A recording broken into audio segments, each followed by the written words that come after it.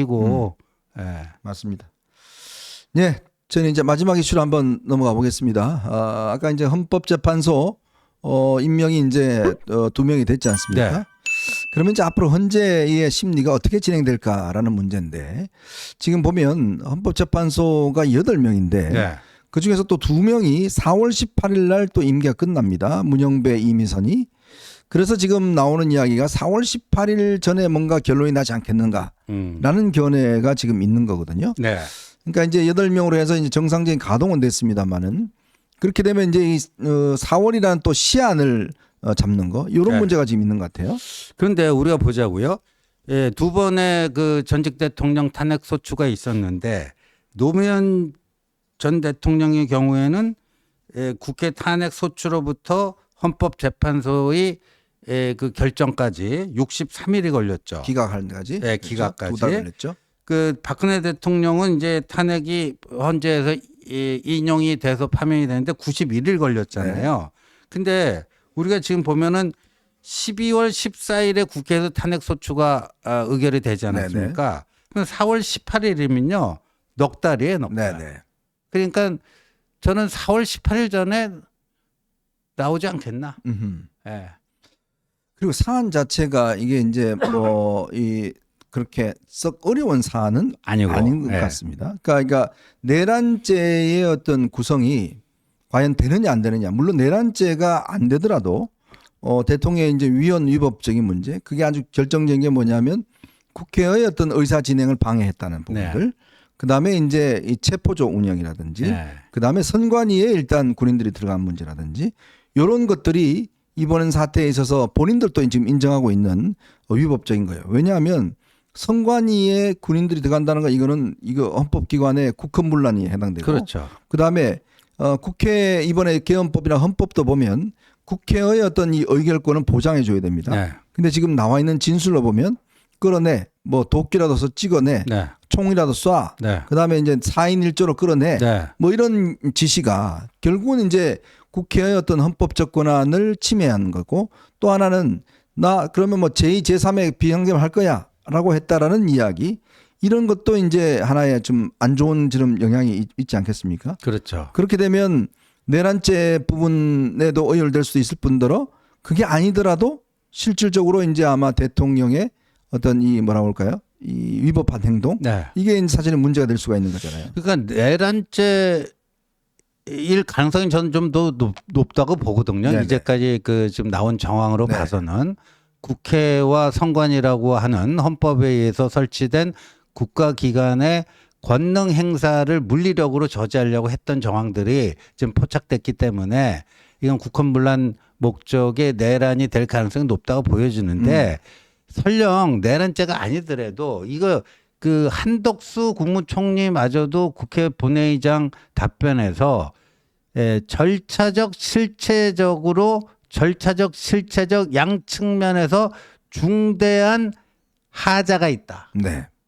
그 비상계엄령 발동 자체가 실체적인 측면, 네. 실체적인 측면은 발동 요건에 안 맞았다라는 네네. 얘기고 절차적인 측면은 뭐 국무회의 제대로 안 거치고 그 헌법 82조의 총리 이하 뭐 국무위원들이 부서하는 그 절차도 없었고 실체적으로도 절차적으로도 이거는 중대한 하자가 있었다. 이거 한덕수 총리조차도 인정한 것이거든요. 그렇죠. 그러니까 내란죄가 설령 성립이 안 되더라도 이런 부분을 헌법재판관 8명들이 대통령 파면 사유가 될 수 있다고 보느냐 안 보느냐 뭐 이런 것들이 쟁점이 되겠죠. 특히 이제 이번에 수도방위사령관, 그다음에 방첩사령관, 정보사령관 뭐 이런 그다음에 특임대장이라든지 이런 사람들이 이제 지금 다 구속돼 있기 때문에 네. 아마 헌재에서 부를 거 아니겠습니까? 그렇죠. 불러서 진술을 들을 거예요. 네. 그럼 아마 진술이 그 검찰에 했던 진술과 똑같이 하게 되면 그러면 대통령이 현재 나온다 한들 이 진술을 뒤엎기 위한 뭔가 증거가 있어야 될 거 아닙니까? 그렇죠. 근데 그거 제시하기가 쉬울까요? 그러니까 이제 저쪽에서는 들었다, 뭐 전화, 뭐 몇 통 받았다. 그 뭐 문자 메시지도 그 있죠. 문자 메시지 있고 자기가 또 자기 휴대폰에 이렇게 메모해 놓은 거 있고 네. 뭐 여러 가지 증거가 있어요. 네. 그리고 다 처지가 각각 다른 사람인데 다 같은 증언을 하고 있잖아요. 그렇죠.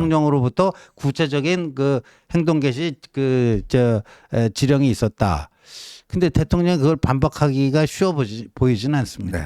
예. 그래서 이제 헌법재판소가 이제 뭐 정상적으로 아마 이제 내일 아마 임명장을 준다고 그러죠. 8명으로 일단 가동이 될 것 같습니다. 그래서 아마 이게 뭐 심리가 1월 3일 날 두 번째 이제 저 심리가 있지 않습니까?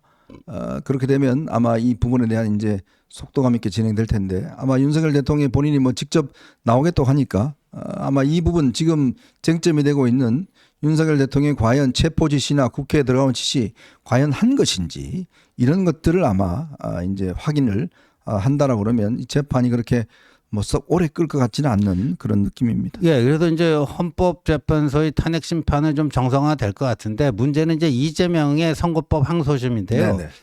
그 엊그저께 제가 좀 불철저하게 알았더라고요. 네. 그 지금 국선 변호인인데 네. 이재명이 이제 사선 변호인 채우려고 네. 준비는 해놨대요. 바꿨다고 그러죠? 예, 이번에. 거의 이제 뭐 바꿨는지 이제 바꾸려고 이미 준비는 다 네. 끝내놨는지 둘 중에 하나인데 이게 지금 일단 변호인이 선임되면요. 네. 선임된 날로부터 20일 내에 20일 내에. 근데 20일이 되는 날이 설령 뭐 공휴일이나 일요일이라 할지라도 항소 이유서를 내야 되고 이유 내야죠. 20일 되는 날까지 항소 이유서를 안 내면요. 네. 항소 포기로 간주가 항소 돼요. 포기로 간주하죠. 예. 그러니까 이게 1월 7일이랍니다. 1월 7일인가? 예. 1월 7일 요번 주에요. 네. 예. 1월 7일 그러니까 저기 대통령 체포영장 그 시한은 1월 6일이고 이재명이 그 항소 이유서 내는 마지막 날이 1월 7일인데 네.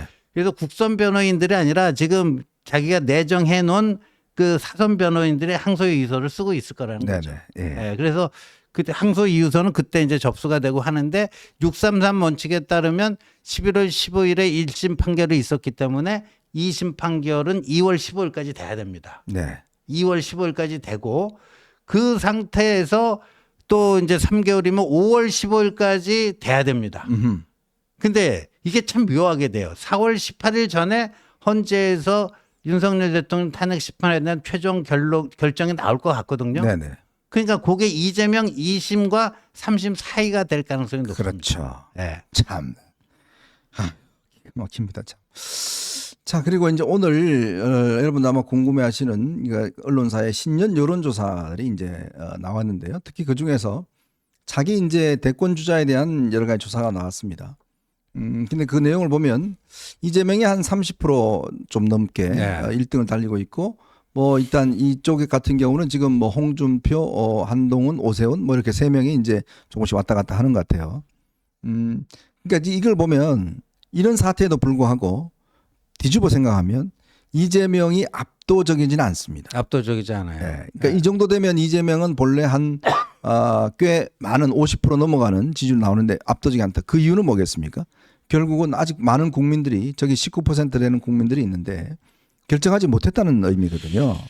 네. 저는 그래서 결국은 이 중도층에 있는 사람들을 누가 장악하느냐. 지금은 사실은 여론조사 하더라도 아마 보수분들이 잘 응하지는 않습니다. 네, 그럼요. 네, 그리고 이게 아직까지 이 어떤 판단에 대한 것들이 내리지 않는데 저는 결국 이재명을 이제 상대로 한다 그러면 이재명에 대한 이제 그 경쟁력 그는 결국은 중도 영역에서 얼마나 많은 분들이 이걸 이 표를 가져갈 수 있느냐. 네. 저는 거기에 결국은 달려 있다고 봐요. 그러니까 지금은요. 지금의 여론조사가 여러 가지로 이제 그 지금의 그 여론 지형을 볼 수 있는 하나의 참고 자료이긴 한데 지금 뭐 하루가 다르게 여러 가지 사건들이 새롭게 발생하면서 이 정세가 요동치지 않습니까? 그래서 이게 뭐 일정한 그 경향을 가지고 계속 갈 거다 이렇게 보기는 좀 쉽지 않을 것 같고요. 네. 근데 문제는 생각보다 민주당과 국민의힘의 지지율 격차가 그렇게 크지 않습니다. 그 뉴시스 그다음에 에이스 리서치 조사에서는 한 뭐 저거는 아까 거랑 저 거랑 지금 중앙일보 그 10년 여론조사고요. 그 보니까 저 뉴시스 에이스 리서치 여기 보니까 뭐 양당의 지지도가 한 10% 정도뿐이 안 돼요. 네. 자, 그러니까 이제 중요한 것은 우리 후보들 중에서 누가 중도 확장력이 많을 것인가. 네. 거기에 달려 있다고 봅니다. 그럼요. 그렇게 해야 우리가 이길 수 있고 그렇지 않고 오로지 그냥 대통령 탄핵 반대, 계엄 찬성 이거 외치는 분들은 안 된다는 의미겠죠. 여러분 아마 잘 아실 겁니다. 그 답은 누구인지를 아마 여러분들 뭐 말을 안 해도 잘 아실 겁니다. 이제 그건 앞으로 우리가 한번 더 만들어 보도록 그렇게 하겠습니다. 자,